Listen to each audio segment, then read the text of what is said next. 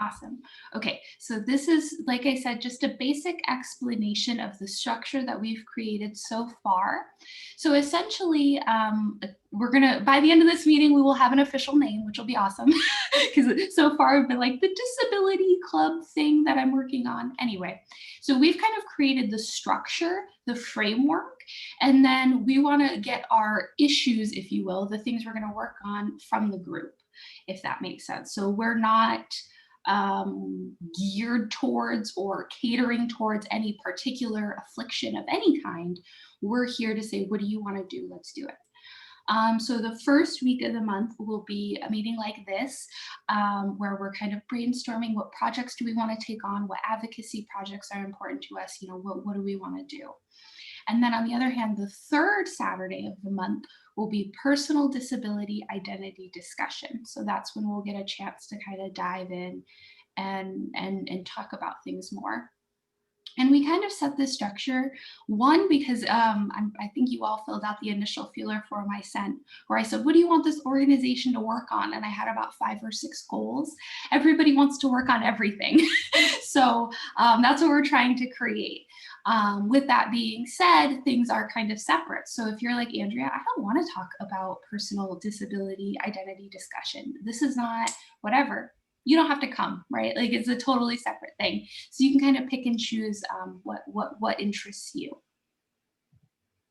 Now, on top of that, we're going to have a third type of meeting. That's going to be the professional development meetings. Now, these are not going to be on a set date.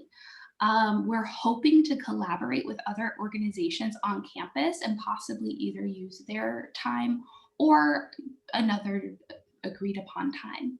But these are going to be workshops, speakers, really about whatever you want. I'll get into in a minute about what I'm interested in, but let me share with you what we actually already have planned. So again, management major, guilty. I'm actually the treasurer for an organization called the Management Organization for Business Students. And so I've already set up 2 events with them. On March 4th, that Thursday evening, we're going to have an event with them that I'm really, really excited about. Again, we'll send you an email with the exact speakers and information. And then March 9th, we're having a collaboration with MOBS and POW, which is providing opportunities for women. They're holding a Women's Week with all sorts of different topics. And we'll be included in that as well. So just to give you an idea of what kinds of things, again, this is like specific for like my major, but you might be an art major and you might be interested in hearing some disabled artists speak about their journeys, or, insert your situation here. And then again, I'm just going to plug Discord one more time. Safe space, making friends, creating groups. That's also, we have a calendar on there where we'll be updating things. Of course, join our mailing list. If you prefer email, I totally understand. But if you like Discord, we have a lot of really cool things happening and conversations happening. And yeah. So this is, like I said, kind of my personal example. So me personally, I want to know how to disclose to employers. I've been given some answers kind of like, oh, well, you feel it out. You feel it, you don't have to tell anyone anything you don't want to. And it's like, I don't know. I mean, if I can't lift a box, I should tell them that. But I've been through the ringer of having jobs, not disclosing, and then having tasks come up and then just not knowing what to do other than like hurt myself, right? So for me, that's like the biggest thing I want to get out of this group, because in talking to others, I've realized I'm not the only one that has these questions and has been kind of given like a half answer, in my opinion. And then as far as Discord, so as I mentioned, we kind of want to create groups within the groups, and I think Discord within the group, and I think Discord will be a cool way to do that. So I'm interested, if anyone else is, and we'll find a way to organize this, but like a regular study group, where we meet for like an hour and we just kind of hang out and study. Another idea I kind of had is, like I said, I deal with chronic pain. So if there's other people with chronic pain who would want to talk about it, that's something that I'm interested in finding people. All this to say, I just want everyone to think about what they want to find and what they're interested in, and then let's find it. I should have looked up an exact number, but I'm sure there's like more than 50,000 students on our campus. Like there, there's gotta be someone. So with that being said, I'm not sure if anyone's familiar with Project Dream. And we'll watch a very brief video on it, but essentially this is a national organization that we're thinking about joining, just for resources mostly, not monetary, unfortunately, but for mentors and networking and those kinds of things. So I'm gonna play a very brief, it's just 2 minutes. I will warn you, there is some ASL, so I will be reading the subtitles for that part. I think that college students with disabilities get... Can everybody see that okay? Could everybody hear her talking? Okay.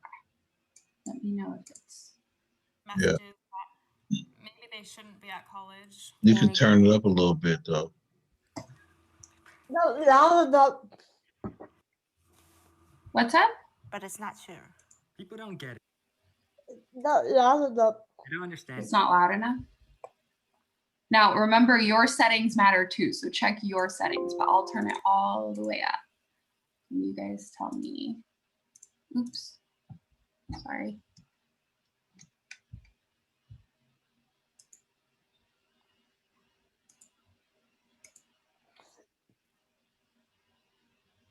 I think that college students with disabilities get the messages that maybe they shouldn't be at college, or that they can't do the work.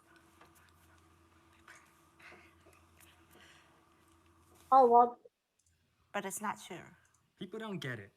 They don't understand disability. And they don't understand how ableist colleges can be. One student told me she just has little disabilities, so she didn't want to ask for services or complain. And in class, they talk about race, and they talk about gender, and they talk about religion.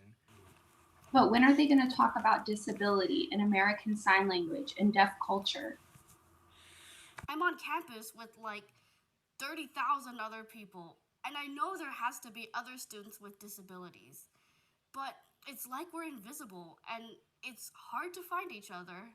DREAM is a national group for college students with disabilities, run by college students with disabilities. We're supported through the federally funded National Center for College Students with Disabilities. DREAM stands for Disability Rights, education, activism. We know college students with disabilities don't always get the messages they need, so we're here to give them to you. Your college is lucky to have you. You got this. Your accommodations and services, yeah, those are rights, not special help. Go ahead and ask for what you need. 11% of undergrads and 8% of graduate students have disabilities. So if your dorm has 150 people, at least 15 of them have disabilities. Even if you can't see them, they're there. You're never alone. There are other students out there. You just need to reach out. There will always be barriers and people that don't get it. That's not a problem with you. That's a problem with barriers and people not getting it. The best way to deal with ableism is to realize you're dealing with it. And some days are going to be hard, but you can get through this. Get involved too. Study abroad. Get an internship. Organize students. Or find a new hobby. Create the college experience that you want. You're so damn awesome, go kick some ass. And when you graduate, just think about your career and how ready you'll be. You're going to make a difference. DREAM. By students, for students. Come join us. What? So first, actually, I think I'm going to stop sharing. And Nathan, if you want to stop recording, I think we're good.